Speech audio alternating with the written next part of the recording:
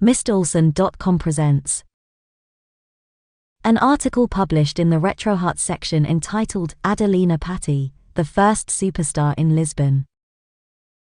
Written by Mr. Olson and narrated by Arthur and Beatrix.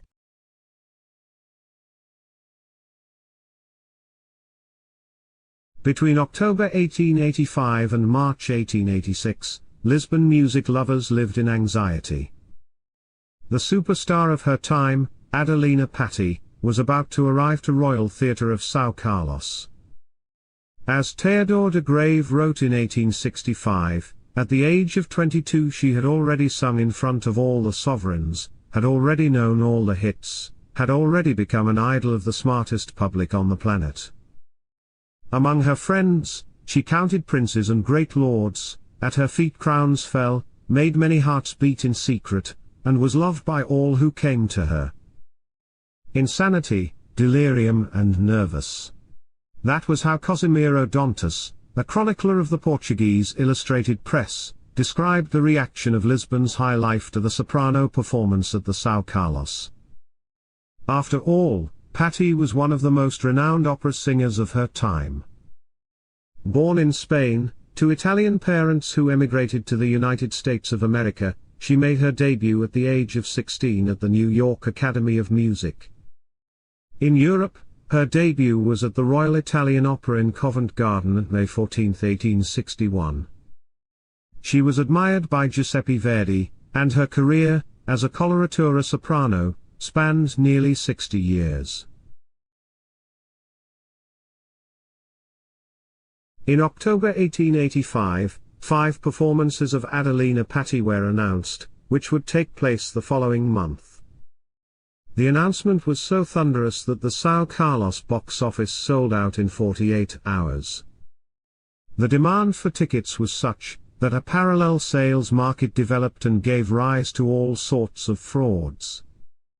At the theatre, each ticket was sold for an exorbitant price.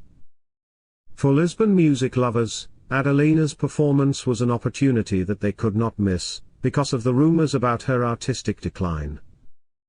Another chronicler, Gervasio Lobato, referring to the artist's performances in Barcelona, Valencia, and Madrid, echoed these reservations in his chronicles. In fact, in 1884, amidst the cheers from the audience in Barcelona and Valencia, the diva was booed, freezing the expectations of those in Madrid who disbursed considerable sums to obtain the ticket. According to Gervasio Lobato, the problem was not the singer's performance, but the high ticket price. He wrote, "The gentlemen, who whistled Patti in Valencia and Barcelona, did not whistle the diva, they whistled the businessman.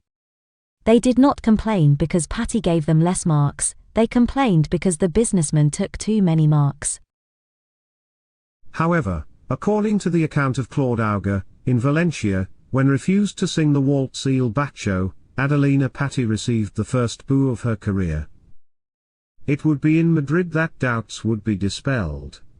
At the very first recital Patti triumphed, raising any hostility, and being noisy and unanimously acclaimed. Those were great news for São Carlos entrepreneur, Antonio de Campos Valdez, who could rest assured in what could be the highlight of an excellent season in Lisbon's theatre. A cholera outbreak had spread across Europe, especially in Spain. As today, there were quarantines everywhere. For this reason, Adelina Patti made to known that, as long as the quarantines were not lifted, she would not act in Portugal. Competing for her delay was, certainly, the question of her marriage to the Marquis de Co, Henri Roger de Causoc. Their marriage collapsed, and Co granted her separation in 1877 and divorce in 1885, at which point Patti lost half her fortune. Therefore, cholera, scandal and frustration will have been sufficient reasons for the delay. Finally, the singer's arrival at the Santo Apollonia train station was announced at 6 a.m. on March 25, 1886. However, the anxiety was such that Patti was already having lunch at the Grand Hotel in Lisbon, and on the streets, people still say, insistently, that Patti did not arrive. The fears only have dissipated, when the artist was seen promenading along the Tagus River in an uncovered carriage, in the company of the French tenor Ernesto Niccolini, whom she would marry months later. It was a relief. After all, she had arrived. The details of her staying in Lisbon were meticulously reported in the social magazines of the time. João de Mata, the owner of the Grand Hotel de Lisboa, endeavored to satisfy all the desires of the celebrity who, with her presence, attracted attention to his hotel. During her staying at the Grand Hotel de Lisboa, Patti's lunch menu included rice broth, Chateaubriand sirloin steak, spinach, asparagus, boiled fish, roast chicken, and applesauce. Dinners, served around 19 p.m., included pasta soup, boiled fish, English steak with potatoes, English peas, roast chicken, spinach, and asparagus. The detail goes as far as to describe the state of the artist's throat and stomach, emphasizing the discomfort that a rheumatic pain in the knee had caused her. The prediction of Patti's artistic decadence haunted Lisbon's dilettantes. The city was divided between those who believed in her virtues and those who favored her misfortune. On the other hand, the São Carlos audience already had its diva, Fides de Vries. That is why Adelina Patti had to make use of her artistic qualities. On this subject, Gervasio Lobato wrote, "The audience, at first, was in a cold and almost hostile expectation. The public loves de Vries, and we find him full of reason, and that is why we admire her too. He knows that his cult for the beautiful Fides forbade him to make another idol more expensive." On the night of March 27, 1886, a mob invaded São Carlos. They were preparing to confirm the fame of the one who started her career in the United States of America and who, at that time, amazed the European stages. The tension was high, and although Patti sang and performed hauntingly well, she failed to charm the audience with Gioacchino Rossini's The Barber of Seville. Finally, she got the first applause in the third act, singing the waltz of the opera di Nora by Giacomo Meyerbeer. She ended the performance in apotheosis with Il Bacio by Luigi Arditi. It was an enormous success, and the acclaim was almost unanimous. The fame and power of Adelina Patti aroused contradictory feelings among the Lisbon crowd. They were so divided by the artist's condemnation about her supposed eagerness for money, as for the admiration of its elegance and beauty. The ostentation was evident, and examples were not lacking. For example, she impressed viewers when she performed Verdi's La Traviata, in Covent Garden, with diamonds set into the bodice of her dress, creating a dazzling effect. Valued at around £200,000, 2 Bow Street police officers were hired to join the opera choir and oversee the dress.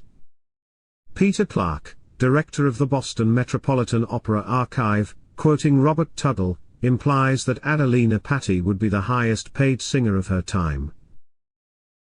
Longtime Met archivist, Robert Tuggle, noted in his book, The Golden Age of Opera, that she was probably the highest-paid singer in art history, earning $5,000 a night, approximately $143,000 in 2020, which she insisted on receiving gold in her dressing room before singing. During her visit to Lisbon, there were many comments and considerations regarding the price of tickets and subscriptions, given the poor financial capacity of even the wealthiest Lisboners. A chronicler with the nickname of Beldemonio wrote, "Because of the coming of Adelina Patti to Lisbon, the money of the signature will not be distributed in installments a little superior to those of the Grand Opera or Covent Garden, paid by a public that groans painfully at each deadline of their contributions, and that, to put on suede gloves, sadly lunch coffee with milk from the pot."